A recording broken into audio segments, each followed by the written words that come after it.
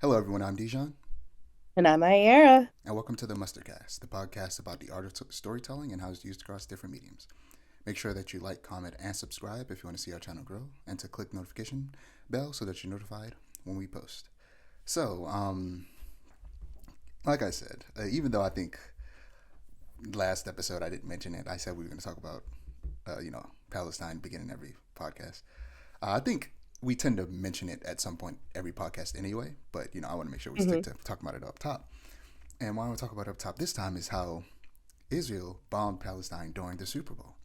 While everyone was distracted by pageantry and movie trailers, people were being murdered, and it was after they were funneled into an area that they were told they would be safe in by Israel. So it's I don't understand how this is happening, and no one's doing anything about it. Mm. Our country is just not only watching it happening, but actively helping the I was gonna say we're oppressors, complicit in it. Yeah. alongside the many other countries on the face of the planet that are also doing nothing. It's ridiculous. And I just, I want to have hope, but it's like, are we going to watch a whole country be completely murdered? And then when it's over, there's just nothing we can do about it? This is horrible. It's real depressing. It's hard to It think about. is. And I can't This week believe is actually a strike week for Palestine. So by the time we release this, I just realized that the strike week will probably be over. But yeah. yeah. So if you can, and if uh well, yeah, no, the strike will be over. Never mind. Yeah. Yeah, but whenever there are Yeah. strike weeks, just Keep an so eye out. Don't buy sometimes, anything. yeah, sometimes it's Yeah. hard to keep up with them because they're happening so often. So it might be like sometimes I find them starting like at the same time I need to get groceries. Otherwise, I won't have any food if I strike. So Yeah. if you need to get groceries, get groceries. But like try to It's keep like up. the Yeah, essentials. keep track of it so that you buy stuff beforehand. That way, when the strike's happening, luckily I have food, so I don't have to. Yep. And plus, I just stopped buying. Other than like, unfortunately, Amazon's a monopoly. So Yeah. when it comes to shipping stuff, it's hard for people to stop using Amazon because they're the monopoly. They Yep. so unfortunately, there are some companies that we just can't stop using, um, and it's hard to um, what is it strike streaming services sometimes because it's like these again monopolies. Like there's a bunch of streaming services, but sometimes to get certain content, it's the only way unless you want to use Amazon and buy it physically. It's very complicated because Yeah. all of the money, a lot of the stuff we use is tied up in companies that are complicit in this stuff that we don't even know sometimes. Mhm. But stop supporting the ones that you can afford to. Yep. Like McDonald's and Yeah, I Starbucks, just those don't. especially. Yeah, I just don't buy from any fast food joints anymore. I just buy just from local joints and carryouts nowadays. Real, I've real. been getting a lot of stuff from Sweet 27 because that day we had C27 and I had that was my first time Mm. having chicken tikka masala and I was just like, man, this is fire. I gotta get some more of this. Yeah, yeah. I feel like whiting was the reason I've gotten so deep into Indian food. It's so good, Yeah. especially since I don't eat beef and pork. It's perfect for me. Mm, There's a lot mm. of chicken and like vegetable options, especially since I'm trying to eat less meat. Not stop completely, but eat less of it. And Meat. Yeah, I get you. when I do, it's mostly chicken. Or well, Nice. it's only birds, so turkey and chicken and duck Yeah, it all sometimes. works out. Duck goes hard. Listen, I've only had duck bacon. I haven't had just like duck by itself or like regular duck. cooked duck. I don't eat it often because it's actually fairly expensive. Like Yeah, it's duck considered a luxury that meat. that duck bacon was expensive, and it was honestly it was a little too thick. But like regular bacon, because people always say that ducks are oily. Like regular bacon, Right. it produces a lot of oil on its own Oh yeah. versus turkey bacon, which can be kind of dry. Even though I've been eating it Yeah. all my life, so I just like it. I've always liked turkey bacon because I've just been eating it because I grew up Muslim. And there was a period of Right. time where, well, I'm still not Muslim, but when I stopped being Muslim, I started eating pork, but then I stopped at some point. Right. And yeah, I just never liked turkey bacon because I don't like. We've talked about it before. I don't like a bunch of fat on my food. Yeah. Like I understand fat is necessary to for both flavor and cooking things, but like I don't like when it's there to the point to where I have to chew through it. Right. I like No, it I to get be it. mixed in with the meat, not like just a big glob of it, like it is with like pork bacon. Bacon. Yeah, I get you. But yeah, you know, moving on. We're gonna talk about it every episode, but do what you can. So what media you've been consuming? Uh, well, with the move and whatnot, I moved. Yay! Hooray! It'll be a week when this is posted since I've moved into my new place. With the move and No more stuff though, I kids haven't screaming in really the had. background until they come over the following week. Yes. Yeah, but I won't record on those days. Um, I haven't really gotten a chance to watch much of anything because I've been packing all this time. Uh, I did like go through my entire bookshelf, so now I have some stuff set aside that I'm going to read probably in the next couple days while I wait for internet to get set up in my place and whatnot. And I found a movie that I rented from the library and never watched. Called Lady Snowblood, so I'm probably gonna watch that tonight. Was that a It's on recent? like a fifth. Yeah, Huh? was that a recent rental, or was like rented a long time ago? Forgot you had it. Rent a long time ago. Forgot I had it, and I low key need to return it. But I'll do that soon because I live near the Enoch Pratt Library now. Cool. I'll just take it back. Yeah, but yeah, I haven't really been into much. Yeah, I got a lot of stuff, Unfortunately. but to talk about it, I have to go grab something, so I'll be back. For me, finally started reading the Witcher books again. Um, I'm still in book three, Blood of Elves. Um, yeah, I've randomly. I'm pretty sure it was sparked by something, but I can't remember what it was. But I had the urge to watch a YouTube documentary on The Witcher, the series, the video games, by one of my favorite Mm-hmm. video game documentarians, Nick 930. And in doing so, I was reinvigorated to want to read the books. So I hopped back into book three, and I left off where I left off, and the reason I had stopped reading it for a little bit was it was in the middle of one of my least favorite parts of Sipkowski's writing, where he'll have a random side character give a super long lecture, and it's real annoying. I'm like, I really don't care about what this person's saying, and the way they're saying it is super boring. But sometimes you got to just push through those moments to actually get to the good stuff. And luckily, right after that moment, there was a really good action sequence, and then the plot started moving forward. After that, and it got real good. So I'm enjoying these books a lot. Uh, I learned that these books are older than I thought they were. Like most of these books come, especially since I'm on the very first book that's a proper novel, whereas the first two are a Mm-hmm. collection of short stories. Like Oh. most of these books are from like the 80s and 90s. I thought for Mm. some reason that it was like started in the 90s and like ended in early 2000s, but nah, man. Especially because I'm in the third book, like I said, first novel. They're like this is from like the 80s. um, That's crazy to me that The Witcher is that old. but yeah, the documentary was good. I would definitely suggest the Witcher doc by Nick 930 on YouTube. Just learning about those games, what the first game was like. Because I tried playing the third one, but I played it for an extremely short period of time, and I didn't really like it that much. But I feel like it's the type of game that I could like if I actually sat down and spent more time with it. But now at this Mm. point, I'm like, okay, I kind of want to play it from the beginning, and I know that they're remaking the first game. The first game, Oh. the style of the first game is very different from the second and third game. If you look at the second game and the third game, they're very similar in terms of art style. The second game, surprisingly enough, isn't really open world. You would think it was because the most popular Witcher game, Witcher 3, is open world and it's big, but it's surprising the leaps that are made between the games and how different they are. Um, Oh wow.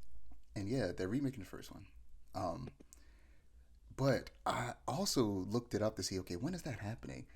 They might not be well, actually, it might not. They just straight up aren't releasing the remake until after the Oh. fourth game, Oh. which is crazy to me. And the reason being is because a lot of the stuff that they're doing for the fourth game, and a lot of the mechanics that they're creating for that game, they want to use Mm-hmm. in the remake. Ah, that makes some It sense. makes sense, but it sucks because you're gonna It release the does fourth suck. game, and then I still gotta wait to play the first game of to make my way to the fourth game. Insane. Mm. Unless the fourth game is some type of like soft reboot, and I could like just start from the fourth game. It's gonna to be a long time before I actually start playing these games because I don't want to play the original version. And actually, I don't Yeah. even think the original version is available on console. Um, so yeah, Persona 3 Reload, still playing that 20-hour mark, Hmm. or Oh wow. just over. I'm trying to remember where I left off. It was like the fourth full moon Um, just before the like summer vacation. Oh, you're getting through it pretty quickly. I left off like just before that, and in my mind, I'm like, I know there's still a lot left because I know there are some characters that I just haven't been introduced to that I've seen in the marketing material. I'm like, where is this character? Mhm. um, but yeah, I'm having a good time. I was grinding leading up to that fourth moon, and then when I finally got into it, I realized that I wasn't using Kirijo a lot, so I was like, you know what, Junpei, you have to go in the back burner. Let me use her. And then Oh the yeah, moment I decided to use her, she it should have been Junpei because I needed someone who could do big damage for that boss, and she just wasn't doing it. And I was like, God damn yeah, it, I needed Junpei for this moment. And funny enough, right after that it was the part when Junpei starts like being jealous of the main character, and I'm like, right. that makes sense because I left that man out that battle. And I'm like, why?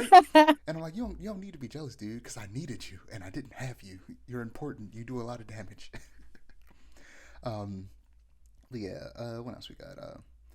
PS3 games. I went to go grab all of them, the ones that I have so far. My hmm collection has expanded to obscene amounts. Ooh. So I went. So a while back, I had ordered on Amazon this container to hold my games. Um, hmm Turns out it was two of them. No wonder it cost so Oh. much. Because I was like, why does this cost so much? But I need it, so I'm gonna get it because there's no better ones. But I was like, oh, because it came with two. That makes so much more sense. Now I feel better about how Oh. much it cost. Nice. But the games that I already owned, before I started buying new ones, was I have of course Metal Gear Solid 4, my favorite Metal Gear game, my second favorite game of all time, Right. actually third favorite game of all time. hmm And then I also had two Mortal Kombat 9s. I have the original version. Then I have the complete edition, which has all the DLC characters that I think I stole from my uncle. Um, Ooh. Another two other games I stole from my uncle: Street Fighter 4 and Street Fighter Oh Cross Tekken. wow. Street Fighter 4, like one of the anniversary for that game, I think like 15th year anniversary was recently. And Street Oh Fighter wow. 4, I'm pretty sure was the first Street Fighter I ever played, and this is the exact copy of it that I played. Um, Resistance 2, of which, well, I'll get to that later. Call of Duty Advanced Warfare, Grand Theft Auto 5, which used to overheat my old PlayStation real fast because once it started getting old. And then I have Virtual Fighter 5, but in a generic case. And I was searching real hard to see if I can find an empty case so I could actually get a proper case for it because my old one hmm got ripped up by one of the dogs we used to have. I was very upset. Oh, Luckily, he didn't get to the disc. He just ripped up the case. But I gotcha. managed to find a place that do like make replacement cases for this. So I ordered Ooh. that. So the new games I got that I talked about last time, I got all the God of War games I didn't have, and actually I also ordered recently because I subscribe to Prime on and off again because I don't order stuff often enough to be or watch stuff on Prime I think often enough to always be subscribed. hmm Um, so that ended, but before it ended, I wanted to order some disc real quick. I got Legend of Korra Blu-ray. Um, Nice. I got the MTV 3D animated Spider-Man series because I hear it's really good and I want to check it out. And there's no one else for to watch it. Otherwise, I would have like watched it digitally somewhere. Um, Ooh. and then I got God of War 3, the PS4 remaster, because I had it, but no, my brothers had it, and I would have gotten it from them because they wouldn't have played it enough to want to keep it. But like hmm they had stuff in storage, and then some stuff happened that it got lost, so I got a new one. So I now have every God of War game except God of War Ragnarok physically because I have God of War 2018 physically. Um, Right. so I have the most recent one I got that came in was God of War Origins Collection, which has the two PSP games on it, Chains of Olympus and Chains of Sparta. hmm Also, I should mention I've played every single one of these games for at least 15 minutes to test them out, like I mentioned last time, and Right. Right. had a Right. good time just testing a lot of them out, especially God of War games. I got God of War Ascension, which was the last PS3 God of War game, and then the collection that has remastered versions of 1 and 2. I got PlayStation All Stars Battle Royale, which was their version of like Smash Bros. That's actually really good. Yeah. I've always I thought it was remember really good, PlayStation All Stars. and I really wish they would make a new one because I think that it could do Yeah. really well. I have Army of Two 40th Day co-op game that I talked about before for a lot of military propaganda. That it's real fun though. Batman Arkham Origins might be my favorite Batman Arkham game. I Mm. might like it more than City, even though City's real good. Space Marine, Oh wow. Warhammer 40K, their hack and slash game, which the second one's coming out sometime soon. Resistance 3, the only Resistance game I haven't played, and I'm still not sure if I don't have Resistance 1. So that's the very last game I want to order. The rest of them I've already ordered. Some of them are still on the way. Some of them coming today. Deadpool and Godfather 2 are coming today. And then I have Ooh. Infamous Collection, Infamous 1 and 2. And then the most recent three I have Heavenly Sword, which is by Ninja Theory, who are now like an Xbox exclusive studio. Killzone Trilogy, the first three games. I am not having fun with these games. A little bit of a regretful purchase because these games aren't very fun. Dang. Very outdated first person shooters. And then Prince of Persia That always Trilogy, sucks. which I thought I at first I was having a hard time because it's an old game, and I was like, ugh, I'm probably not gonna like this. It's too outdated. And then I started really getting into it. And I was like, oh, hold on, wait a minute, this kind of fun. Oh, they cooking. the what is it called? Platforming is actually really fun in that game. Prince of Persia, Sands of Time. This is a trilogy though; it has the first three games in it. But of course, I started with the first. Gotcha. All of it's on one disc, so I didn't feel the need Oh, nice. to play every single one of the games to test the disc. I just played the first one. And it's real fun. I'm excited to get back into that. But mostly I've been playing Infamous, the first one.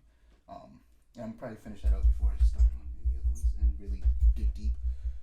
But yeah, my collection has grown so big. Yes. I'm on the final episode of Atlanta because I finally watched the last episode. Well, not the last episode. The last episode that I was on. And I'll have one episode left before I finish it up. But speaking of, Donald Glover stuff, Mr. and Mrs. Smith, where he plays Mr. Smith, it's a TV show remake of the movie that had Angelina Jolie and I was about to say. And it's real good so far. I'm like, it's on Amazon. And I have The Bear here, but I actually didn't watch The Bear. I think I started to watch it and then stopped. I just didn't feel like watching it. Real. Halo. How much did you get there? The Bear? I'm like halfway through the second season. Okay, so you're farther than I am. Yeah, I just stopped watching it for whatever reason back when it was actively still airing. I need to finish it. Yeah, same. But yeah, Halo. We'll talk about that later. Still watching Delicious in Dungeon. It's still fun so far. A lot of people, I'm learning a lot of people don't like the title, and I'm like, it's a good title, and also the author themselves chose it, and I think it's a good title. I think people are like, it doesn't make sense, and I'm like, it's literally about making food in a dungeon. What about it doesn't make sense? I think it's because I think it's also catchy, so I think it's a good. Yeah, title. people are used to dungeon meshy, and like it's a pun. D&D, yeah. Yeah, not even just that, but like I forgot what the exact, but it has something to do with rice. And in all the other localizations, they keep the rice pun in there, but in America, it's just the D&D joke, and that's it. Yeah, but I'd understand being upset about it if it was changed by just like the localization team, but it was actively the original creator who said make it delicious in dungeon. I like that. Yeah, it's cute though. I like it. Batman Brave and the Bold, watching an episode. It was very Aquaman focused. He was going on a vacation on the surface land with his wife and kid, Mara and Arthur Jr. And he's addicted to crime fighting, and he couldn't stop himself, and he kept like sneaking off to go and fight crime, and he kept calling Batman like, Batman, do you need help? I can stop by Gotham on the vacation. And Batman is just like, bro, go spend some time with your family, dog. Why are you calling me? Deadbeat. You know what? That reminds me that it's funny because the episode didn't end with him learning a lesson. The episode ended with his wife going, you know what? Just fight crime. It's okay. And I was like, what? Insanity. You reminded me that I put. I have to rewatch The Incredibles sometime soon because I saw a Twitter thread. Yeah, a lot of people talking about Incredibles. That it's because it is peak cinema. It is. It's easily my favorite Pixar movie. By a long oh, same. Big same. And I forgot how good it was, so now I have to rewatch it. It's proof that comic book stories, or superhero stories, are better animated. Yeah. And a lot of people hate on the second movie. I like the second movie. I like the second movie too. I don't understand why people hated it. It's a situation where because it's not as good as the first one, in people's minds, it's bad. It's just bad simply because it's not as good as the first one. Whereas just because something is not as good as the first one doesn't necessarily make it bad. It just means it's not as good as the first one. Like, yeah, the first one. And the thing is, to this day, like, I can't. Whenever I watch The Incredibles, I always hop straight into The Incredibles 2 because they flow directly into each other. So they're like just directly tied to each other for me. I like The Incredibles 2. I hope they make a third one. But I do want a time skip. Yeah. I need these characters to age. I want to see like the kids be older. I low key think, Same. even though it's kind of cliche, I low key want Jack Jack to become a villain. It I feel like it just makes would sense for be the fun. character. This overpowered It character does. It does. becoming the main villain. Um, but yeah, also watching, you know, Batman Beyond. And I'm close to finishing up Batman the Anime series. And once that I'm done with that, because I watch it every Saturday alongside watching the reaction YouTube channel. I watch Blind Wave. Watch it. I'm ahead of them by a decent amount. I should be way more ahead of them, but at one point I just stopped watching for a while. I still watch their reactions, but I stopped watching it like keeping up with my watch. Right. And they were watching it. So there's two different orders to watch it in. The far Mm-hmm. superior order, in my opinion, and the order that I always watch it in because I mostly watched it through DVDs that I got from the library, is the production order, which is the order that they wanted the episodes to be aired in, but they aired the episodes out of order. And it doesn't, Ah. watching it in the air date order, which is the order it is on HBO Max, doesn't completely hurt like your viewing experience, but I don't know, I just prefer it the other way around, the production. Yeah, it's like a better viewing experience. That makes sense. Also watching, Superman the Anime series. Still watching Drama Uprising, got like 3 episodes left. And once I finish with that, I'm gonna hop into that Spider-Man series. Ben 10 Alien Force, still watching that as well. And Ninja Kamui, moving into animation. Ooh. Randomly, I went to HBO Max to perform my weekly ritual of watching Batman the Anime series on Saturday, and I saw Right. that a new cartoon had come out called Ninja Kamui, on Adult Swim, and it's the classic tale of an assassin tries to like live a quiet life and retire, but his old acquaintances come after him and murder his family, sending him on a murder-fueled quest for revenge. Right. It's fun so far and has some really good fight animation. There are only 2 episodes out. It reminds me of this movie called Ninja Assassin that I love so much, Ooh. and has really inspired this story for this character I have, who's a ninja. And yeah, it's real Is fun he so also far. an assassin? Well, yeah, he's a ninja Well, assassin. yeah. Tales of the TMNT, the animated series that's a spinoff from the most recent Ninja Turtles movie, is going to be streaming on Paramount Plus this summer, and surprisingly, it's 2D, which I'm not mad at. Yeah. But I don't know. I just thought it would be like a kind of pared down version of the 3D style. Mm-hmm. But it makes sense that they It looks decided good though. to do 2D. Yeah. It It looks does good look from the trailer. Yeah. good. Peach Creek is an unofficial fan-made sequel to Ed, Edd n Eddy. Ooh. Oh yeah. Yeah. It's described as it's the final year of high school and what seems to be an uneventful year. The Eds begin fixing the van in the junkyard, rekindling childhood memories, but something throws a spanner in the works. And that's the description of the first episode. The entire series is described as their final year of high school. The Eds begin to realize that their childhood friendship may not last until adulthood, and that they may not No. be ready for the real world yet. It's gotten the attention of the original creators of the show, as well as some of the voice actors and animators. And it's a bit more of a solemn take on the normally Mm-hmm. goofy world of Ed, Edd n Eddy. But yeah, the first episode was good, but also it's not like they have like these in between things that they do, in between the major episodes. It's only been 1 episode so far. That kind of just have these little shorts that are a little bit goofier, more like the original Ed, Edd n Eddy, that are really fun. But yeah, I would definitely suggest checking out Beach Creek. It's fun, especially if you like Ed, Edd n Eddy. I will. There's a full trailer rather than just a teaser for Invincible Season 2, Part 2. And I didn't send it to you because it's full of spoilers, and I want you to eventually watch it. Right.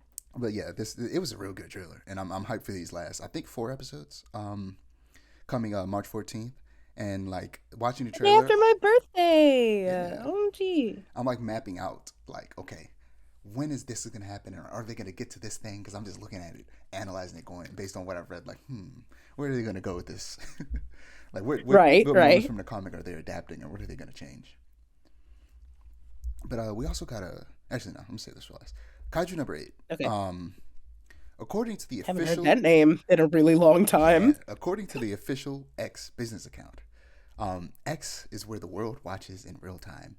In April 2024, get ready for Kaiju number 8, the first anime to broadcast live and in full on the on X globally, alongside the launch of Kaiju #8 in Japan, which is weird. So it'll air on TV in Japan and hit streaming services eventually, but the US Mm-hmm. debut will be on Twitter.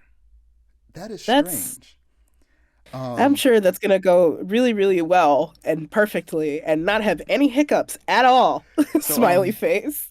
I've been really enjoying the manga. Hmm. And I can't this the like writer and artist also like they're working smarter, not harder, because they Right. take very frequent breaks, and I love it for them. I love that for them. Um, Yeah. so like yeah, it I can't wait to see the internet's reaction to the main character of this shonen series. Like I've told you before, being 32 years old, Right. you know that's gonna have people tripping. People gonna be like, "What? A main character in a shonen series being 32? Insanity!" We talked about it before. Shonen We have. literally, translates to like boys manga and stuff like that. Yep. And what is it? Shoujo's girls. And you have Yep. Young girl. seinen, which is like adult boy, and then you have what's the girl equivalent of like older girls? I forget. I forgot too. Yeah, but like you have they have these breakdowns with different age ranges for these comics, and shonen, which is the most popular genre because people in general, not just little boys, like action, you know, uh, anime and manga. Um, Right. so I always say like, but it's gone beyond that. Like people who grew up with shonen still watch shonen, but unfortunately we still have to watch shonen that star little kids, and it's like age up the shonen. Like luckily we have stuff like Kaiju #8 where this I assume the person writing this is probably in their early 30s, and that's why they made the Right. character also be in their early 30s. And we're probably going to start seeing a lot more of that where people who grew up with manga and anime are going to start writing shonen where the characters are older, and we need that. Like it goes beyond just kids now. Kids aren't the only people that Yeah. watch shonen, and of course there should always still be shonen that specifically are targeted towards kids, but seinen specifically is like dark. Like when Yeah. it's said that when we go to okay, now the anime is for adults, it immediately becomes dark and depressing. It was like no, we still want the fun light, even though shonen can also be very dark and depressing sometimes. Oh yeah. We Absolutely. still want the fun light, goofy, lighthearted action series for us, but Yeah. with people our age. One Piece is the closest to that because the characters start off when they're like 17, 18, and then there's a time skip and they're like in their early 20s. But Right. I want something like this where the character starts off and they're like in college. Yeah. We need more stuff like that. But lastly, in animation, we have X-Men 97. We got a trailer Yes. and it looks Yes. Yes. I good. I watched But that trailer 6 times. I Listen. watched it a couple times because I watched some people react to it. But for some weird Hmm. reason, it's in 3D, which I knew that that was announced a while back. I don't know why Marvel Animation is so allergic to 2D animation. It's weird. But if I had to guess, it's because it's cheaper and Yeah. they don't want to pay animators what they deserve.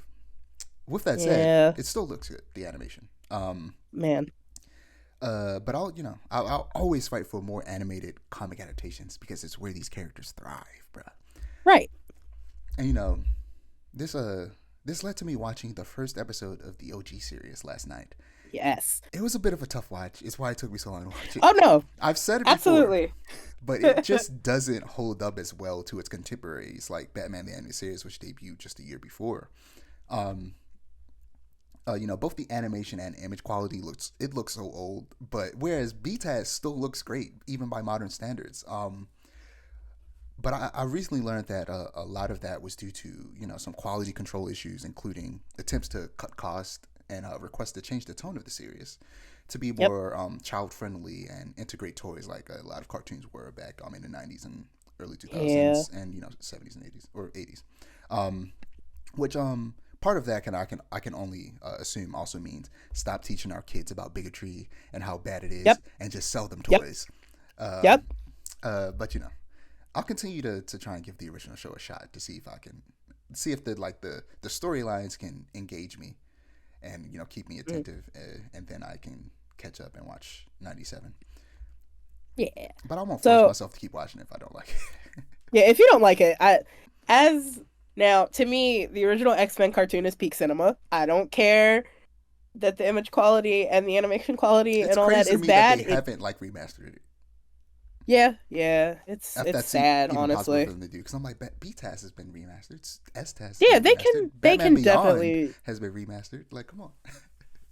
they can absolutely remaster what's it call it the original X-Men cartoon. But yeah, as a person who enjoys it thoroughly, like I grew up on that cartoon despite it being a little past my time. It's terrible. It's awful. Like it's objectively bad, but it's such a fun watch. Yeah, it's And like to great see it, for kids, the kids of that time, but modern era, it just yeah, doesn't hit as hard. it doesn't hold up. Yeah. Unless you grew up with I'm, it and you have nostalgia yeah, for it. yeah, like I Like do. But I saw a little bit of it when I was a kid. My most distinct memory of watching it was the first time I ever went to Philadelphia when I was super young for a family aw, reunion. I was like sitting in like my aunt's living room watching it, and that's like the only like concrete memory I ever have of watching it. right.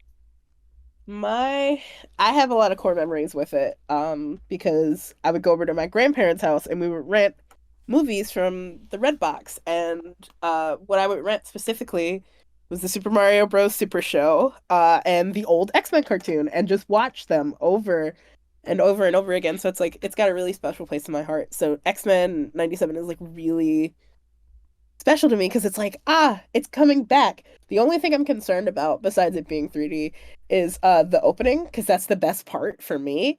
I hope that when they remaster it or whatever they do to No, it, it sounds Marvel's just as good. obsessed with nostalgia and not doing Yeah. anything new, so it's just gonna be the same theme song.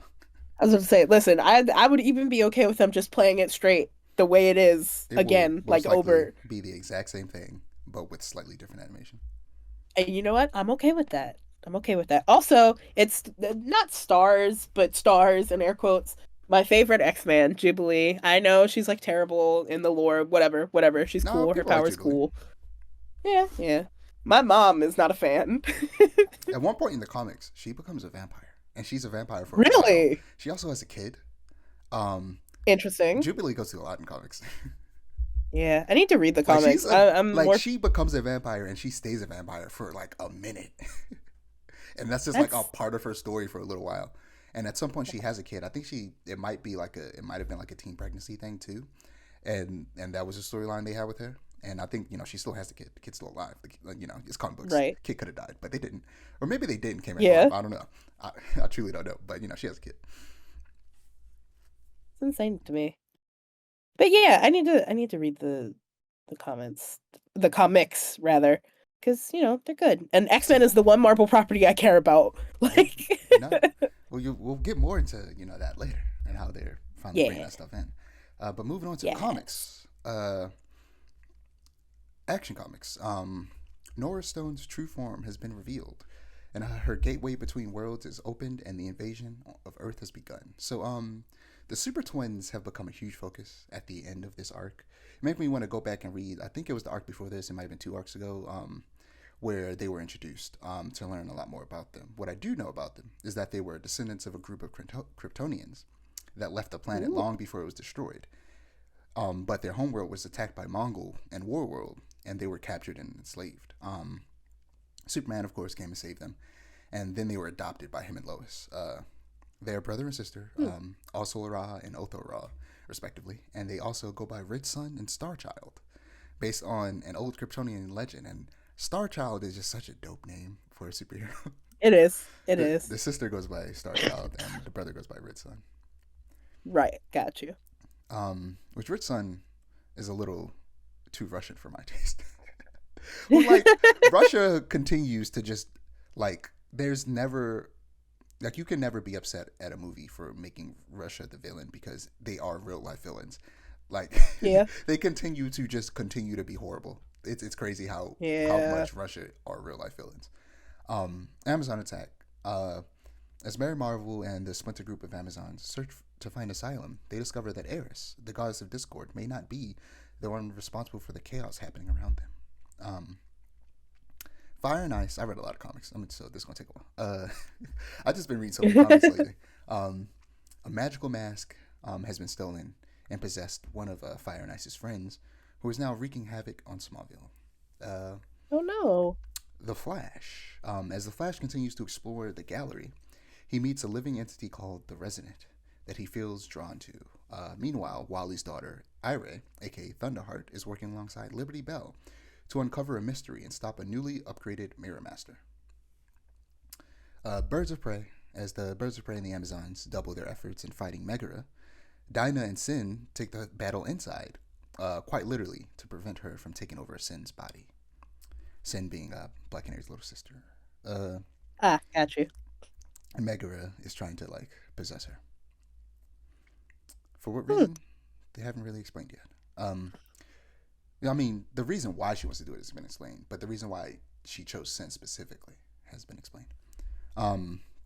Green Arrow. So Green Arrow finally returns home after being stranded in time, just to find out that the Justice League has been disbanded. So he goes around to the various members to ask why, because he came back. He was like, he was just talking, going through. He was like, man, I was the eighth member of the Justice League after the original 7. And then you know, Black Canary joined right after him as the ninth member, and then, you know, they have their little relationship, and he's just reminiscing. He's reminiscing about Justice League. He's like, I'm home, I'm gonna hang out with my homies, we're gonna save the world. And then he goes to the like the Justice League, the Hall of Justice, and then it's empty, and all the staff is gone, and he's like, hold on now, what's happening? And he goes to Superman, bruh, what happened? It was crazy. And then Superman's like, I don't know, bro. We just let the Titans take over, and the current Titans comics is trash, so it was a mistake. No, nobody. He didn't say that, but everybody else who's Reddit has said that. Whenever the Justice League disbands, it's usually stupid. Right. But Superman lost. The end of the great story. A bit confusing, but good nonetheless. So Superman determines that he'll never be able to be the man that Lois loves again after being stranded in space for 20 years and essentially becoming a different person. He was gone for 20 years, but for her, it was either like a couple hours, like a couple days. So he goes back with the Justice League to the planet he was stranded on to save the people. And in the process, he pulls some time travel shenanigans and saves a past version of himself from being stranded so that he can make it back to his version of Lois. And actually, you know, be the version of himself that he used to be, that she was in love with. And then his like, other version of him stayed there to kind of complete this time loop of where a super old Superman came and saved him. So that super old version is actually him who saved a young version of himself. It's confusing, but it makes sense at the same time. And that's how the story ended in true comic book fashion. More Superman. I love me some Superman.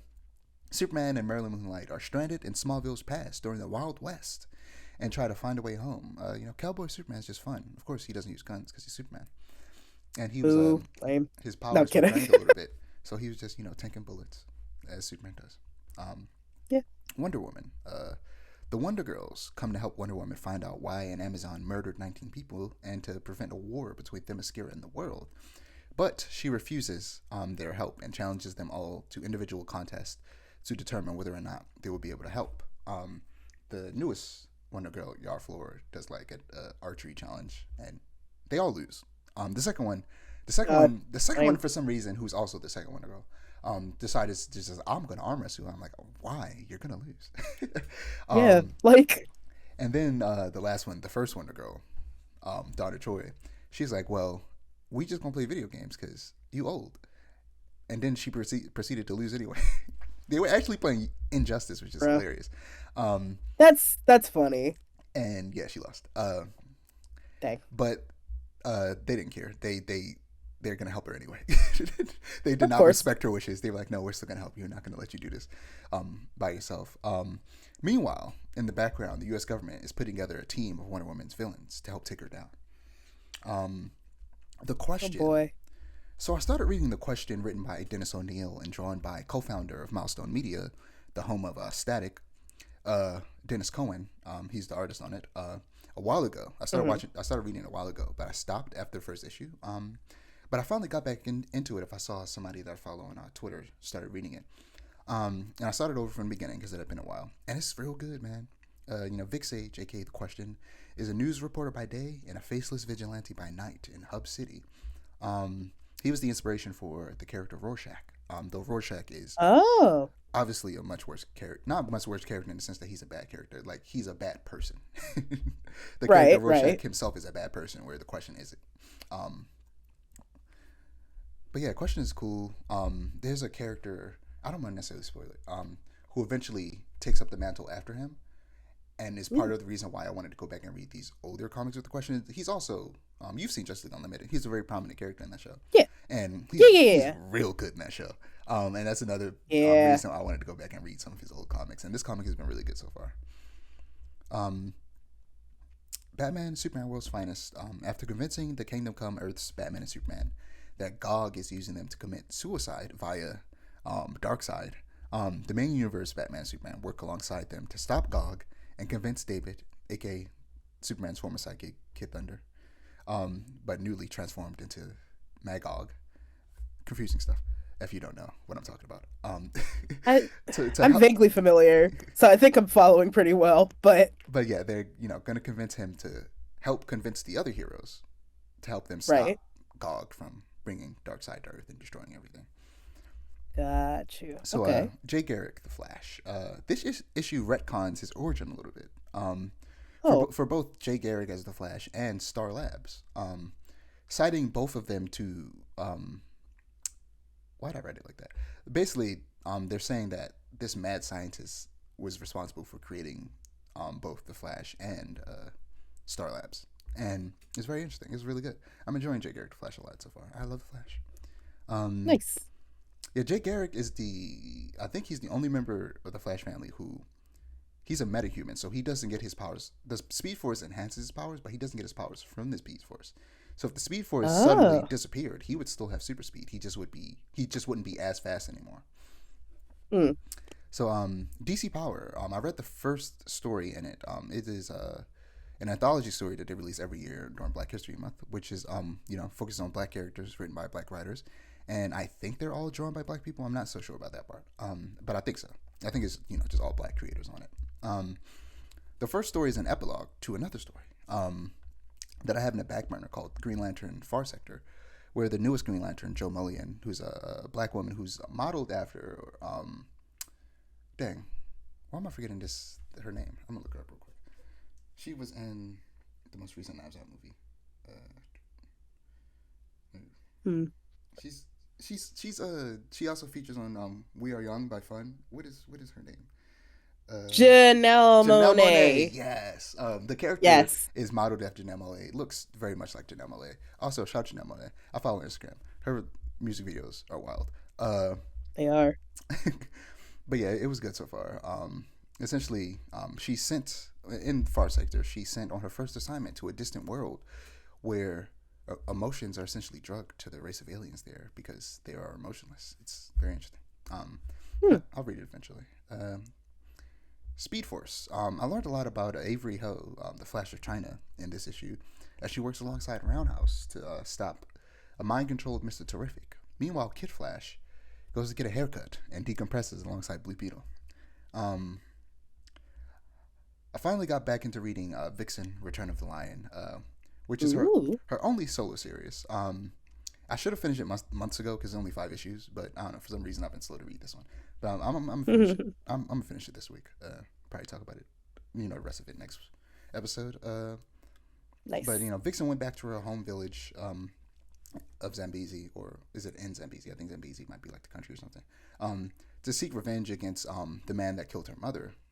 But she's injured in the process. And now the Justice League, and a dope lineup made up of Batman, Superman, Wonder Woman, of course, but also Black Canary, Black Lightning, and Red Arrow, and of course Vixen. But she's not with them at this moment. Right. They've come to help her. Yeah, I love Vixen. Also because of Justice League Unlimited. And this, unfortunately, is her only solo comic. But it's real good, and it's written by G. Willow Wilson, who's I think the person she's currently writing Poison Ivy, and the art is by Kaiju. Oh. But yeah, the art and the writing's incredible so far. Nice. Another comic I should have finished a while ago, Aquaman. The last issue that I read, it was a dope fight between Black Manta and Scavenger, and now the Aqua family is attempting to stop Ocean Master from using Atlantean sleep agents to start a war between Atlantis and the surface. Interesting. Aquaman hasn't had a solo comic since this, and it's weird because he's Aquaman. Yeah.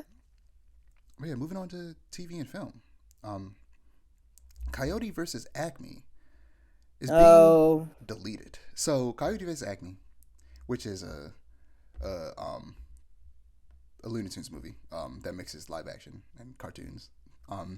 That I didn't know it was happening until all of this stuff. Not recently, but a couple months back, it was talked about how it was being shelved, but now it's come back Yeah. into light because it's being potentially deleted forever.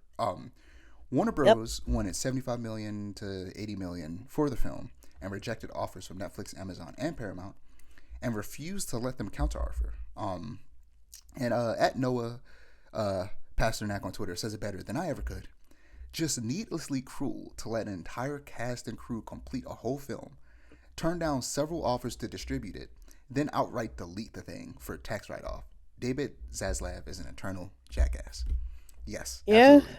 He sucks. Like, come on. Why is this happening? I hate everything about this.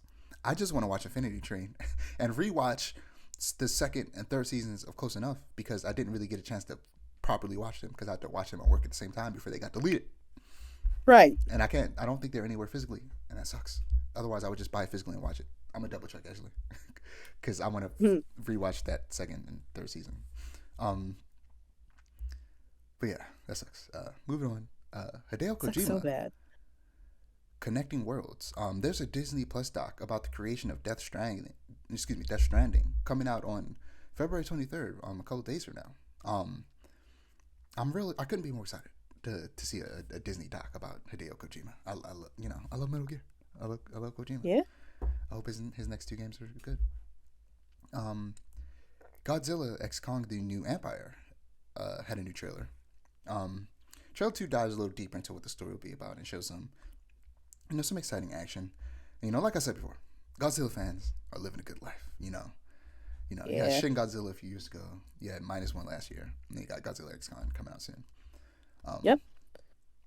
Knuckles, a 6-episode series set between Sonic 2 and 3, will be airing on Paramount Plus on April 26th.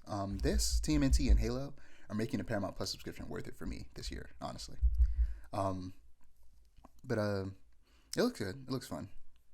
I like Knuckles. Yeah. So Idris Elba does a great job. yes, it's confirmation that Knuckles is black. They cast a black man to voice him. Yep. The trailer was insane for Yes, they that, by played the Knuckles way. Buck, which everybody and their mother has been associating that song with Knuckles forever. Yeah. But yeah, the Fantastic Four cast got confirmed by a Valentine's Day post on Marvel's social media, which is so random. It was a weird choice to do it randomly on Valentine's Day, but officially revealing the cast with some incredible artwork was an extremely smart move because now we're getting tons of fan art. And Yeah. that's just advertising the movie for them, and it's selling me on the cast a lot more. Because when they announced that Pedro Pascal was playing Mr. Fantastic, I was like, he's great, he's gonna do a good job, but like, not my first choice, Same with Right. pretty much. Well, actually, obviously, the only other person I would say the same with is the person who's playing Johnny Storm, which I should actually pull up their names. Let me look it up real quick. Yeah, so Joseph Quinn, who played a character in Stranger Things, that's what I've seen him in, at least. I think that's the only thing I've seen him in. He was like the dude most famous for playing Master of Puppets on top of a trailer and on top of a an actual vehicle trailer. Yeah. In Yeah. Stranger Things season 3. Yeah, Vanessa Kirby, who I've seen her in some stuff, I just can't remember what, playing Susan Storm, which I think she's perfect. And you have Ebon Moss Bachrach playing the Thing, Ben Grimm, who he's Right. the cousin in The Bear. Yeah. Yeah. Interesting choice. Yes. So And I've think about seen him in The Bear, and I've also seen him in he was in Andor, the Star Wars series, which is really good. I would suggest watching it. You don't have to know anything about Star Wars really to watch Andor, and Andor is really good. It's the best Star Wars things that's come out since the first 2 seasons of Mandalorian, because it's different and it's not just generic boring Star Wars stuff. It's more Yeah. kind of like a spy thriller and a little political. It's really fun, but I digress. Ooh. He plays a character in that, and yeah, the art looks good. I swear to God, they better stick with this art direction. If they start overcomplicating things like they always like to do with these designs, I'm gonna be so upset because those costumes are perfect. And I was hoping they went with blue and white instead of blue and black, and I'm so glad they went with blue and white. It looks so good. Right. And yeah, I'm really excited for this. So based on the logo and the art, it seems like the story will take place at least partly in the 60s. So Mm-hmm. I'm hoping that they're going to do an idea that I had in my mind, but wasn't sure if they would do it. Is that they're like a family out of time. Like at some point, there's this thing in like the Fantastic Four mythos called the negative dimension. Like they get lost in the negative dimension, and that's how they get their powers or something like that. And then they come Mm-hmm. back out of the negative dimension, but in the modern day. And I think that would be really cool. And like not as much time has passed for them. Like maybe years, but not decades. And I think that would be really cool. And it seems like they're going to do something like that. At the very least, some of it's going to take place in the 60s, and they're going to be from the 60s probably. And that's cool. Ooh, Because, yeah. was it the thing is holding a magazine that has like whoever was the president in the 60s, one of the presidents in the 60s on it. So yeah, that's real cool. This has got me a little bit more excited for it. I hope it's good. I'm always hoping stuff is Yeah. good, but I've been disappointed a lot lately, especially from Marvel. Yeah. Speaking of being disappointed by Marvel, we got some on-set photos of the Daredevil's new suit, and I'm gonna send them to you. Uh, Okay. Let me open OBS to make sure things are still recording because I had the full screen Chrome. All right, we're good. So Okay. Slay. let me. So I'm gonna send you the. Well, no, I'm gonna send you the new costume first because I was gonna send you the regular Okay. costume from the second season. But so this is what it looks like. So one of those pictures actually has it look real good. Mm, The one where he has his leg up, I think the costume looks good there. But yeah. for the most part, I'm not a fan. I don't I don't. even though I know it's gonna look. See, I don't think it looks necessarily bad. I just don't think it looks good either. It Yeah, could. it kind of looks cheap to me, It's which just is not like necessarily a it does. bad thing. It's just like, It doesn't yeah. fit Daredevil. And Yeah. here's what a lot of people will say: like, of course he has to wear armor because he's just kind of a regular guy. Yeah. He doesn't have super strength or like super durability or healing factor or anything like that. He just has heightened senses and is an acrobat and is a good fighter and stuff like that. And I'm like, so he needs armor. Here's the thing though. He didn't get his suit, which I'm going to send to you, the original suit. He didn't get this suit, Okay. the original suit from the show, until the very last episode of the first season. And even then, he had it on for like the last 10 to 15 minutes. Lame. So that means for the whole first season, he was wearing something. This is specifically the costume he wears in the third season, but he wears something like this as well in the vast majority of the first season. And then this is what he wears in the entirety of the third season because he goes through this arc where he, stops wanting to be Daredevil or whatever. So he does. Uh. So the show's only 3 seasons. Uh. So he only wore a proper costume with like the armor and stuff in the first season, and despite not having armor, he was still able to be a relatively effective Daredevil and still be able to fight and all that stuff. Even though first season he was just starting out, so he wasn't that good. In the third season he was injured, so he also wasn't that good. But he still was able to get stuff done without body armor. Right. So Yeah. saying that he needs body armor in this show, the show has already shown no, he doesn't. So Right. body armor does not, at least heavy body armor, doesn't need to be a part of his costume. And the crazy thing is, the black costume seems to be taking inspiration from his at the time current comic book costume, which the run with this writer and artist recently ended. But this costume, where he's basically wearing cargo pants, boots, wraps around his hand, and just a cloth on his chest and his head. But it's all red, which is another thing. Stop adding black to the costume. He's Daredevil. The only secondary color you can add is yellow. Otherwise, make it all red. My personal favorite costume is the yellow and red one. I know it's a little goofy, but I love it. Yeah. It's nice in its own way. But yeah, if you like, give him all red. Stop with the black parts, and also, where's his logo? Give him the double D's. I know what that sounds like. I don't care. But like, yeah, it's weird. And there's also this incredible concept artist by an artist who I'll credit in the edit. But his ad is also in this picture I'm sending you. This is what his costume should look like. This takes that comic book that I just showed you, and his design from the show, and I feel like makes the perfect Daredevil costume for like a grounded, Yeah. the kind of like grounded superhero story they're trying to tell. Look at it; it looks so good. It has the It D. looks good. It's I don't know, man. Pause. I'm sorry. That's crazy. I, okay, but you made me lose my train of thought. Sorry. But yeah, yeah, like just make it all red and like I feel like Marvel likes to. Whenever you look at their concept art, it makes me upset because you'll look at the concept art and go, oh, you had the perfect costume and you decided to make the worst one. You chose the worst option. Great, nice. Congratulations. But yeah, sticking on the Marvel train, Daredevil and Wolverine. We got a trailer at the Super Bowl while people were being murdered. That sucks. But we got a trailer That's so nonetheless. bad. Um, and it was good. I don't know. I don't feel like it showed a lot. So I don't know. I'm excited for the movie. I just feel like this trailer wasn't that hyped to me personally. I know Yeah, that's there's true. a lot of people, especially people who like try to avoid. I've been trying my best to ever since we saw like the reveal, not the reveal, but the leak of Wolverine's costume. I've tried to avoid all other spoilers. But Right. other than that, like this, I don't know. This trailer, it's a good trailer. It just didn't necessarily make me more hyped than I already was. It just like didn't really affect my level of hype. I just still want to see the movie as much as I did before. Um, yeah, it looks good. We see that the TVA, the Time Variance Authority from Loki, are involved in this, Hmm. and taking Deadpool and involving him in the multiverse shenanigans that Marvel has been setting up. People say that they could be preparing for some kind of reboot, which is par for the course for comic books. But so I wouldn't necessarily be mad at it. But I don't know. I Hmm. feel like they might try to retcon some things or something. But I don't know. This movie has been in Right. production for a while, and it's coming out this year, like in the summer. So it's like I doubt they're like rebooting anything. If anything, this is going to be used to bring the X-Men into the MCU. That's what they're going to try to like probably retcon and bring in. Uh. Oh Um, no. which I hope that these movies and shows just get better, man. I Yeah. keep waiting. We get a few gems every now and again, and hopefully this is one of them. It's releasing July 26th. Um, Ooh. but yeah, what do you got to say about it? I know you like you some X Men.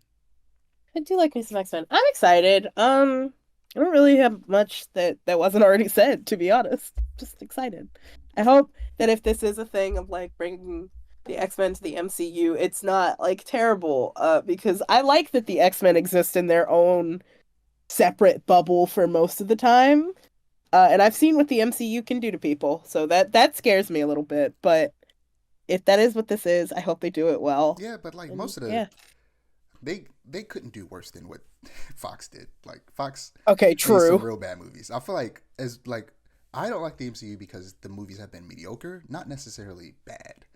You could argue Yeah. mediocre is worse than bad. I would argue that it is, but at the very least, I think we'll get some good X Men movies every now and again, and some okay Yeah. ones. But hopefully, they're all good. That's the hope. But Right. Right. Right. Right. they just need to slow down and pay people properly, Yeah. and Yeah. give people They can't actual all be Days of Future Past. proper time to get stuff done. They're gonna have a bunch of Days of Future Past reference in this since that has time travel in it. Ugh. Uh-huh. Um, but moving on to the last thing I have for TV and film, Halo, the series on Paramount Plus. I hate to say it, but it's Good. good. Well, I don't hate to say it. I want it to be good, but I'm pleasantly surprised. Right. So far this show has been a slow build up to what is a foregone conclusion, the fall of Reach, against the Covenant, Hmm. which is the main story of the Halo Reach video game. Right. And yeah, Master Chief at the beginning of the season had Cortana's AI removed from his head. So now the new leader of the organization, Oni, that essentially controls the Spartans, thinks that he's going insane because of the removal. Hmm. And they just don't believe anything he's saying. Was it Oh. the first episode started real good where they're off on a mission trying to evacuate people from a planet before the Covenant comes in, tries to turn it into glass.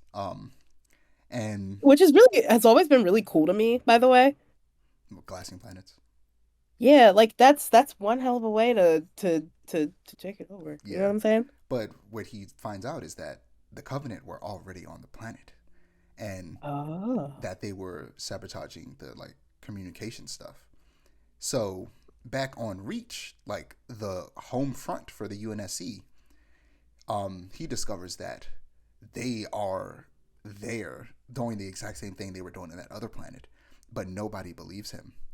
and Ah, like it's a tough story because it's like you understand why nobody believes him, but also you recognize that he's right, but also the way he's going about it isn't great, and he's kind of just losing it a little bit. And he like lied to his team and like tricked them to go on a mission with him to go check out the communications relay, and they all got in trouble for it. And they're just like, "Chief, what are you doing, man?" And it's crazy. right. It's a very complicated situation, and it's real fun so far.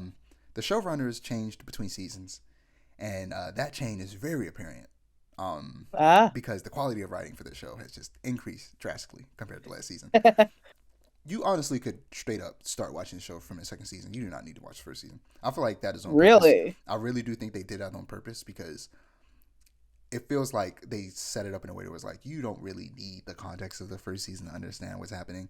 It would help a little bit. Maybe you could watch like some YouTube recap, but you don't need to actually watch the first season because it wasn't that good. Um, Right. but the second season so far is real good, and I hope they keep up this quality. This is the Halo show that I wanted. Um, like you can't be mad at him taking off his helmet when the story's just and the writing is so strong. Yeah. And then again, I said it before. My problem was never him taking off his helmet. It was just how much he was doing it and how it felt like it never felt like it served the story. Whereas all the time you see him without his helmet now do feel like it serves the story. The worst part of the season so far is just that, they still feel the need to have some side characters that I kind of don't think need to exist. Like Right. some like the side characters they're focusing on, like the leader of Oni. His story has been real dope so far. And like all of the people working with the UNSC and the other Spartans and stuff, focusing on other characters surrounding Master Chief directly makes sense. Mm-hmm. But focusing on some of these far off characters that are very loosely related to Master Chief, I'm like, get them out of here, kill them off. I don't need them. Um, Kill him off is crazy. but moving on to video games. Spider-Man 2 is finally getting an update. Gonna get New Game Plus on March 7th with some new Ooh. suits and some other stuff. Some people have been hoping for the ability to change the time of day, replay missions, and redo base missions. All things that Mm-hmm. were in the first game. Granted, people try to pretend like all of this stuff was there day one. It wasn't. Some of this stuff was also added in a later update for that first game as well. But Right. some of this stuff was there, like replaying, like when you go like find different villain bases and go in there and take them out, either stealthily or beat them all up. You could always replay those and like try to get a higher score. This game very clearly, and it's hard for me to, because I have somewhat of an understanding of how game development works, to really be mad at the way that they did it, because ultimately they still released a really good game, and now Right. they're gonna update it and make it even better, and make it easier to replay. Because I've been wanting to replay it for a while, but there hasn't been enough systems in place to make a replay worth it for me. Um, Once we get New Game Plus and all this other stuff, I'll be excited to replay it. Unfortunately, it comes out around the time that no, March 7th, so I'll be playing Final Fantasy 7 Rebirth during that time. Um, Right. but I'll probably still at least start a replay when it comes out. And like yeah, like they're also working on Wolverine. They had a big leak. Like they got a lot going on. Yeah. So I can't really blame them. Yeah. Even though I do feel like there's some, and they're probably also working on not only DLC, but most likely they're gonna make a solo Venom game. So like, Ooh. so it's like they're doing a lot. So I understand why this game wasn't as much as it could have been, and it was still Right. good despite that. But I do wish there was just some level of replayability outside of the main story that was still there. Like there was just so much more side content in the first game that was fun to do in both first game and Miles Morales, that was fun to do outside of the main missions, that I just feel like is missing in this game. I just feel like they didn't Yeah. do as good of a job with the side content and giving you stuff to do after you finish beating the game. But moving on to Disney and Epic Games partnership. So Disney has invested $1.5 Oh billion wow. for a stake in Fortnite developer Epic Games. The multi-year project aims to create an all-new universe that spans the various Disney properties, including Marvel, Star Wars, Pixar, Avatar, and more. Disney says Huh. players will be able to create their own stories and experiences, share content, and express their fandom in experiences powered by the Unreal Engine. It sounds like Disney Infinity, I was gonna say, yeah. Didn't they do this already? but I don't know how well that did. So I don't this think it sounds did like very well. this sounds like it'll be basically like kind of like Fortnite, but all Disney, which Yeah. isn't a bad idea, honestly. People are definitely Yeah. people will definitely eat this up. I'll probably check it out. It'll probably be fun. The only problem is everyone's reaction, and mine as well, is that this will likely result in a good game and maybe multiple good games, but monopolies are bad, and Monopolies are very bad. Disney basically having complete and total control over Epic is crazy. Um, Yeah, so the 1 billion was enough to have like majority stakeholder rights? pretty sure. I thought I don't think. Epic Games would be worth more than So I that. don't think any other company has. Well, I don't think they have. Like, yeah, I think like yeah, you're right. The people who actually like own Epic probably have a bigger stake, but I don't know. It depends on how many people there are who has a stake in Epic. You know, because I don't know if anybody else has put that sheer amount of money into Epic individually. So Disney might have the biggest stake. Who knows? Um, either way, they have a big enough stake to make some changes. Right, To right. have like Also, direct control. It's crazy. yeah, that's the scary part. Also, in Googling trying to find Epic Games' net worth, they were established here, which is crazy to me. Maryland or Baltimore? Not here in Baltimore, but in Maryland, Yeah, that makes sense. Potomac. Yeah, that makes sense. Yeah. Like, it's just how like Bethesda Games was founded in Bethesda, Yeah, Maryland, and I Bethesda. didn't Yep. put two and two together, and I was like, oh yeah, that makes a lot of sense. And it was Yeah. recently I was doing some research because I always knew how much Beach City and Steven Universe was inspired by Maryland, um, Right. and how Beach City is kind of like Ocean City.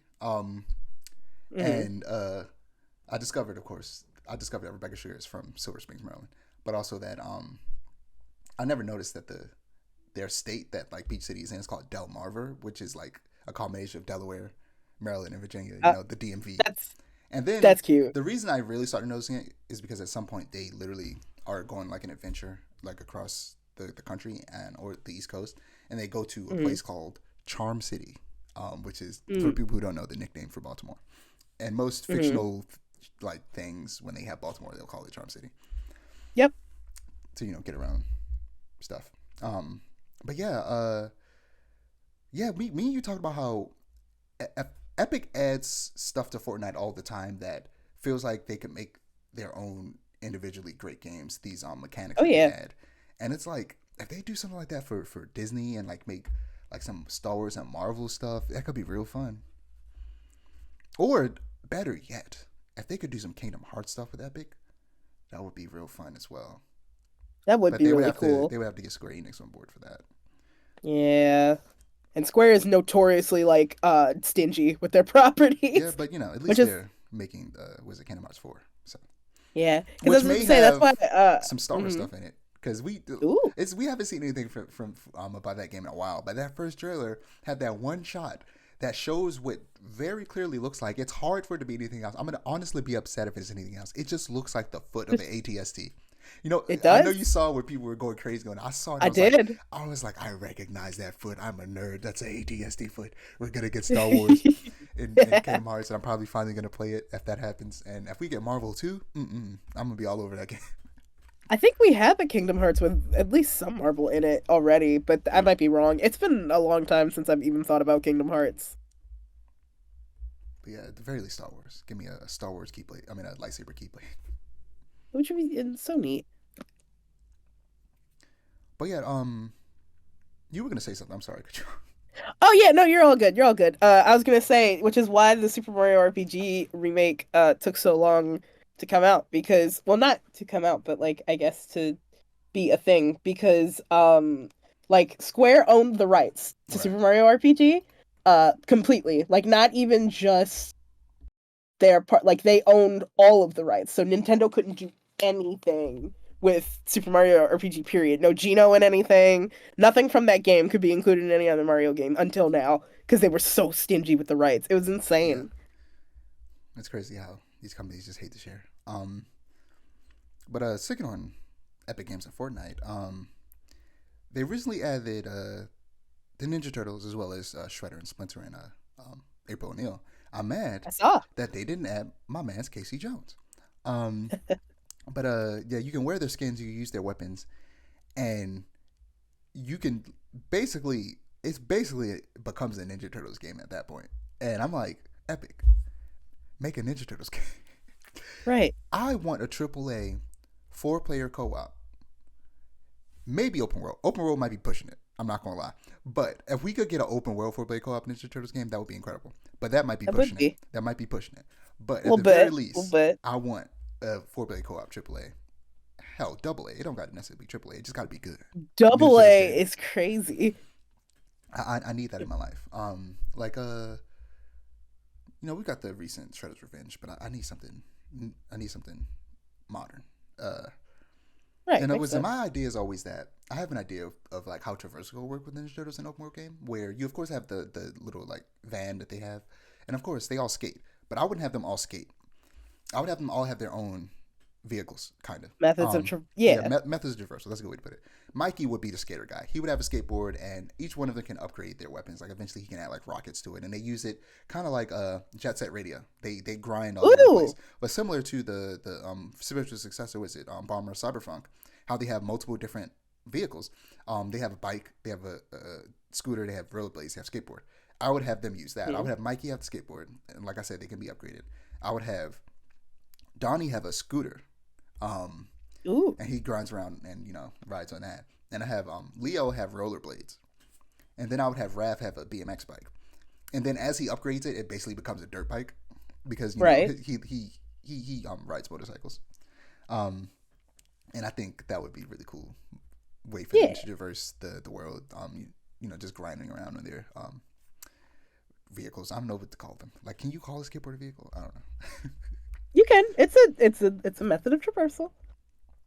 But yeah, I feel like I just really want a big Ninja Turtles game. Moving on to Final Fantasy State of Play and the demo.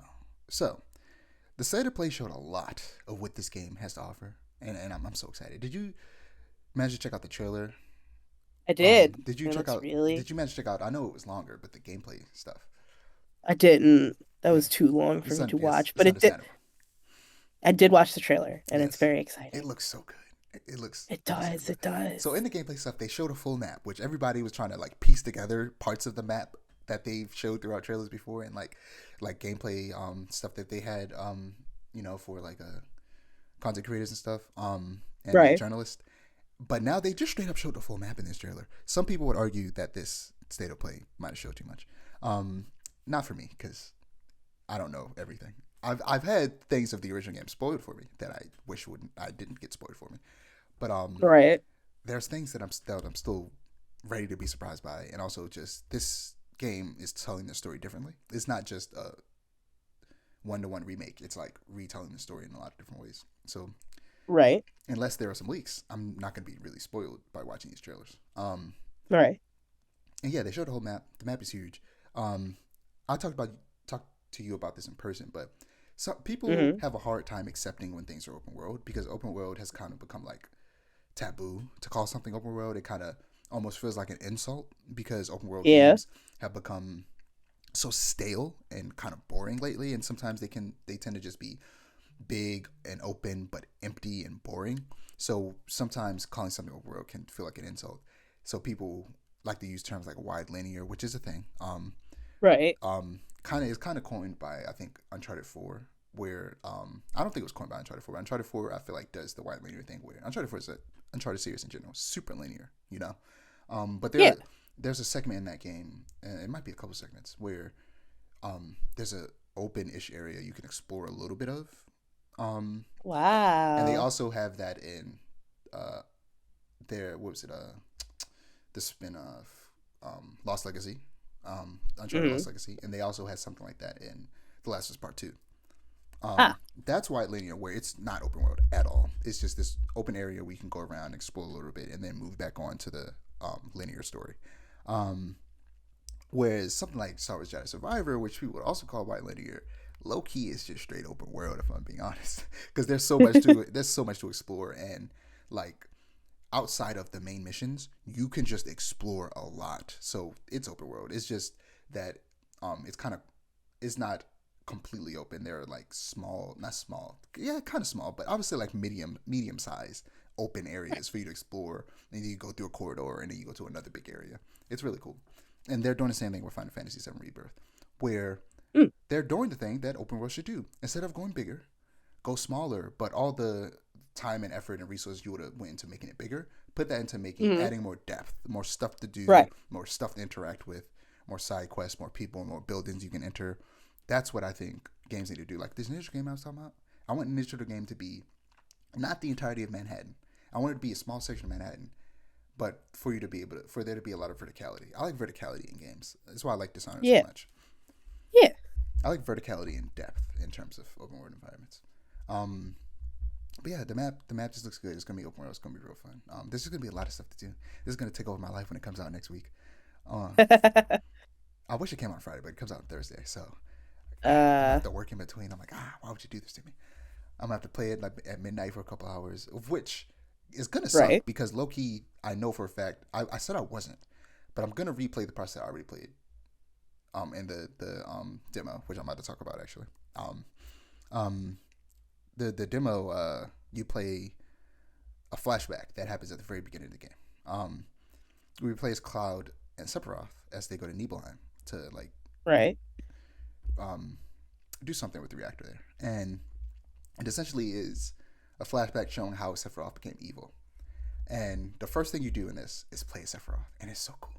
Playing as Sephiroth, he just slices through enemies so effortlessly with his unnecessarily gigantic katana. It's ridiculous. Um, Yes. and he's also I learned that he wasn't always this big. His sword was always that big, but he used to only be 6 feet. Yep. And like Loki, there was a character taller than him. Zack was like 6'2", whereas he was 6 feet. But then in the remake, they made him like 6'7" or something. This man is towering over everybody. He's so tall. Big and Um, beefy. and playing Sephiroth is just cool. And he's just such a nice guy in his flashback to be the horrible person he becomes. But you learn Yeah. why he becomes that person and how it Mm-hmm. happens. And I'm not going to spoil it, but I know a very specific spoiler that it was a spoiler that I wish I didn't get spoiled on, because Right. the big spoiler, you know it. I'm not Yeah. going to say it, but you know it. That Yep. spoiler. I know it. Yep. When I heard that spoiler, I was upset, but I was just like, okay. But then there's another big spoiler relating to Cloud that I could have avoided, that I'm mad that I didn't, because I that probably know it. I have a friend that's really into Final Fantasy VII, and we talk about it a lot. also would have been But surprising. But the spoilers, I've accepted it, and they haven't completely ruined my enjoyment of it. But yeah, the demo was fun. I'm excited to play more and dive into these new mechanics, explore the open worlds. You can climb stuff now. um, oh yeah, the yellow paint debate. I don't know if you've that been debate's seeing so that on stupid Twitter. because I don't people don't understand how games are made. So many stupid people on the internet do not understand how games are made, because they don't just add this stuff on a whim. It isn't their first decision ever. Doing stuff like that kind of breaks the immersion a little bit is never a game developer's first decision. What they do is hundreds of thousands of hours of playtesting. Yeah. And they have people play it and not know they have to climb that wall, and therefore realize, okay, we got to add something to make it clear that people have to climb that Have to wall. climb that wall. Because guess what isn't a big Thus, part of Final Fantasy VII? Climbing. So climbing. you're not going to see yellow paint that often. Also, the last time this debate came up was with Resident Evil 4, which is like, bro, this is an action game. Do you really want, in the middle of being bum rushed by like 10 Ganados, you want to have to look and have to figure out which boxes need to be broken? Because there are boxes that can't be broken. So Right. if you didn't know immediately mid combat which boxes can be broken so that you get some health so you can survive, or get some ammo so you can survive, you would hate that and you would be complaining about that. Yeah. So It's shut like, up. oh, the design's not clear. It's like, what do you want? Yeah, people are stupid. The music on these games it's so good. It's so good. The music in the game is so Mm-hmm. good. There's just like a piano mini game that was really Mm-hmm. fun that I had a hard time with the first time, but second time I did a lot better. And I've saw some YouTube videos of people playing that piano in the demo and like making actual music. It's insane. But yeah, I'm excited for this game. I couldn't be more excited. Yeah. I said I wasn't gonna play the second demo, but I will, and I think it's coming out this week. I'm gonna play the second demo because I just need it. I ended up going back and playing the first mission in remake because Hmm. I need it. I need it in my life. I need the Final Fantasy. Injected into my veins. Oh, But last but not least, there's a video posted on Xbox channel called "Updates on Xbox Business" for on the Xbox podcast, 20 minutes long. And this was regarding what we talked about last week about potentially Xbox games going over to PlayStation and Nintendo, and then Xbox, specifically Xbox exclusive games, and therefore Xbox ended up, not selling consoles, stopped making consoles, ended up going the way of Sega and only selling software. Um, so they got ahead of it and came out, released a little podcast telling us what's happening. They said that 4 games are going to other consoles, and it's not Starfield or Indiana Jones. It's not any of their big major first party games. Um, interesting. so the rumors said Hi-Fi Rush and Pentiment were coming to Nintendo and PlayStation. Um, for some reason, they just actually, I think I know why. So it was announced yesterday that Nintendo is having an event, but it's not it's a state of play, but it's not like it's a direct, but it's not it's a partner showcase. So Ah, what's probably happening there, and the reason why they didn't just straight up say what the games were, is because they didn't want to. They already have some, these are probably going to be announced at that Nintendo thing, and they didn't want to break contract and announce right. these games, but they also had to say something soon, otherwise people would be, going crazy. So they couldn't actually say which games are coming, but Hi-Fi Rush and Pentiment were in the early rumors, but now the other 2 games that people are saying are coming are Sea of Thieves and Grounded, which makes sense. These Interesting. are 4 games See if that, these. yeah, these are 4 games that make sense that they would put on other consoles for the sake of making more money. Hi-Fi Rush Right.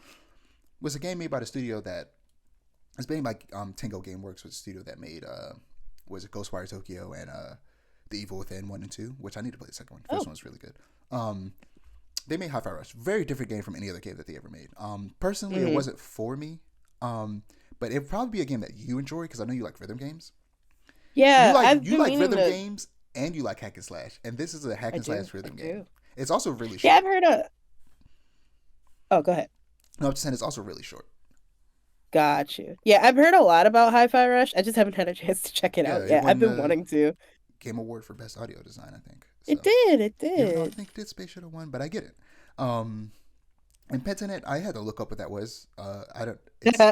I still don't know. It's some indie looking game. I don't know what it is, but I know Sea of Thieves and Grounded. Grounded is the game where you're like a small person surrounded by like animals and bugs and stuff. And Sea of Right. Thieves is it's Sea of Thieves, pirate game. The most popular pirate game out right now. Yep. Yep. Yep. And it was Xbox exclusive until now. It's about to not be. And yeah, I feel like those are games that make sense. Phil Spencer said that on the Xbox podcast that I do have a fundamental belief that over the next 5 or 10 years, exclusive games, games that are exclusive to one piece of hardware, are going to be a smaller and smaller part of the games industry.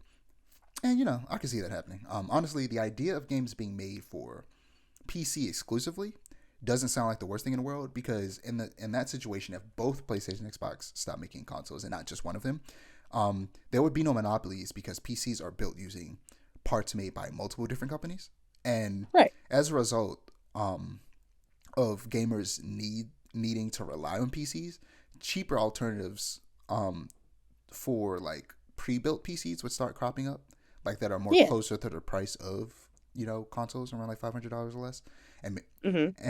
that would ultimately be pretty good for the consumer. Yep. Um, And also, the price of like pre-built PCs are going back down now mm, that the fad is kind of dying out.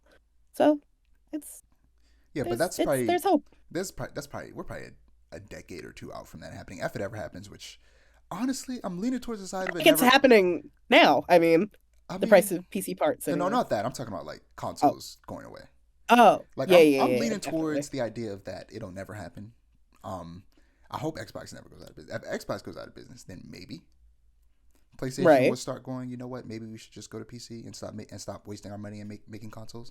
Which is like the idea Hmm. behind it. It was like, okay, we don't make enough. We don't make.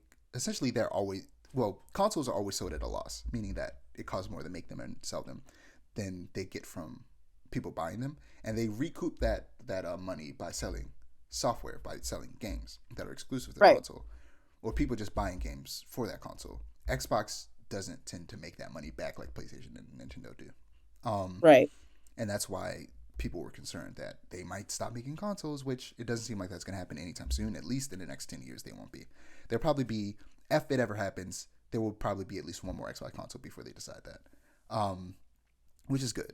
Like I said before, monopolies are bad. We say it every episode because every day we get close. Well, we don't get closer. We already have some. Disney exists. Amazon exists. Like monopolies Nestle exist. So like, yeah, they already exist, but like we don't need more. We don't need any more of them. Yeah, like if Xbox only made software, people would just flock to PlayStation. PlayStation could increase the price of games, increase the price of the console, and we wouldn't be able to do anything about it because this is the only place you can play PlayStation games. Right. We release them on PC, but that's like a year after. So like, if you want to play them now, you gotta buy a PlayStation. And unfortunately, I would probably buy it. So,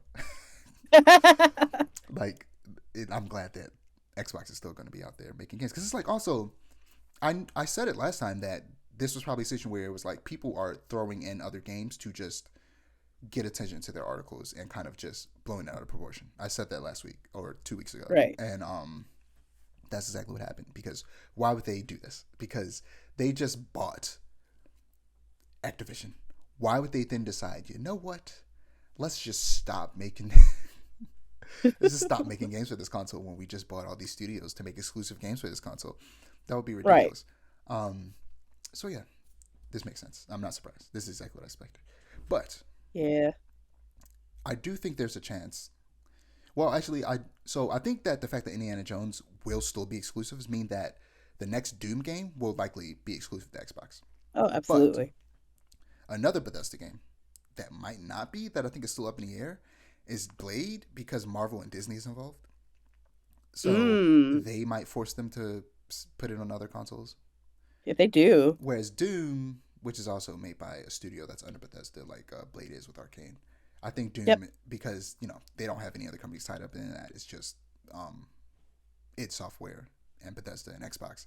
That will probably be exclusive to Xbox, which, I got an Xbox, got Game Pass. Yeah. It's going to be on Game Pass. It's going to be on Game Pass, and I'm going to play it. It's going to be on Game Pass. But yeah, I'm, like I said, happy we're not getting a monopoly. So that's all I got, if you don't have anything.